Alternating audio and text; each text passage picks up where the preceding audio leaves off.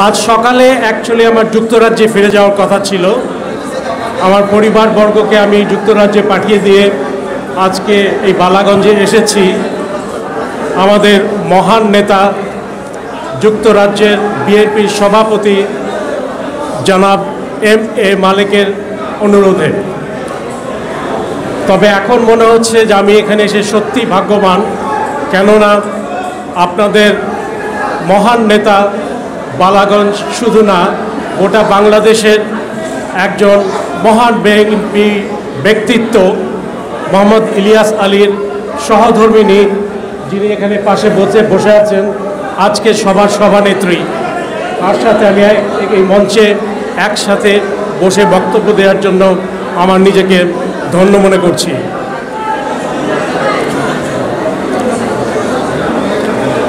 Under the Article 2 of the Human Rights Act 1998, it says every human being has right to life.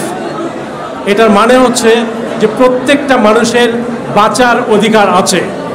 কিন্তু বিগত স্বৈরাচার সরকার হাসিনার নির্দেশে 2012-তে আপনাদের প্রিয় নেতা জনাব মোহাম্মদ ইলিয়াস আলীকে ঢাকা থেকে তার গুন্ডা র্যাব বাহিনী থেকে দিয়ে গুম করা হয়েছিল। এই গুম করার পরে তার ঠিকানা কোথায়, তিনি কেমন অবস্থায় আছেন, এই সম্পর্কে দেশের মানুষ, বিএনপির মানুষ, বিশেষ করে ওনার সহধর্মিণী আজকের অনুষ্ঠানের প্রধান অতিথি শেখ হাসিনার স্বৈরাচার সরকারের কাছে বহুবার ধন্যবাদ দিয়েছেন, কিন্তু বিভিন্নভাবে তাকে বিভিন্ন রকম কথা বলে ফিরিয়ে দেওয়া হয়েছিল।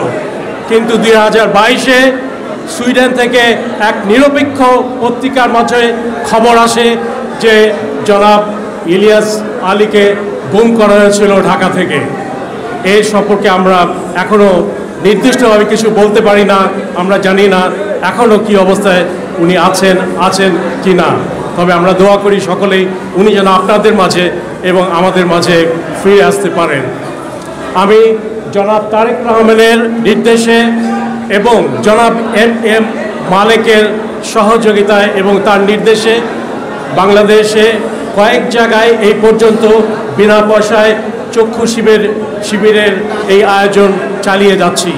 এর প্রথমে আমরা সিলেটে করেছি, পরে ফেঞ্চুগঞ্জে কয়েক সপ্তাহ আগে, এখন বালাগঞ্জে করছি আপনাদের মাঝে। ইনশাল্লাহ আমাদের যে প্রোগ্রাম সামনে আরও আমরা দেশের বিভিন্ন স্থানে করে যাব। আমরা আমাদেরকে দোয়া করবেন যেন আমাদের এই কার্যক্রম আমরা অব্যাহত রাখতে পারি।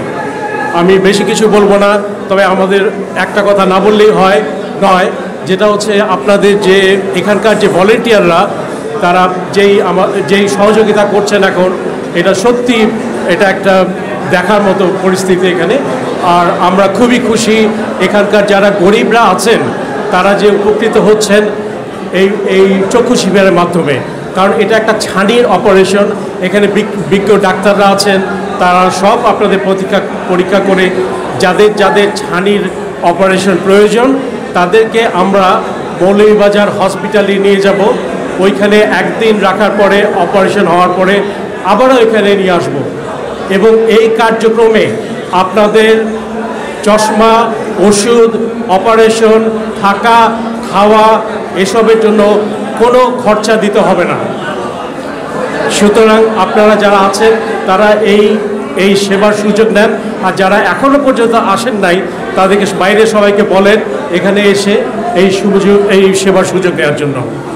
আমি আমার বক্তব্য বেশি দীর্ঘায়িত করব না, তবে এটুকু বলতে চাচ্ছি যে আপনারা মালিক ভাইয়ের হাতকে শক্ত করেন, কারণ মালিক ভাই খালি লন্ডনে না, উনি ইংল্যান্ডে, Manchester, Leeds, Scotland, London east, Trafalgar square সব জায়গায় গত 17 বছর আপনাদের জন্য ন্যায় বিচার পাওয়ার জন্য, বিএনপিকে প্রতিষ্ঠিত করার জন্য উনি যুদ্ধ করে গেছেন এবং আমি তার পিছনে সাক্ষী হিসাবে ছিলাম।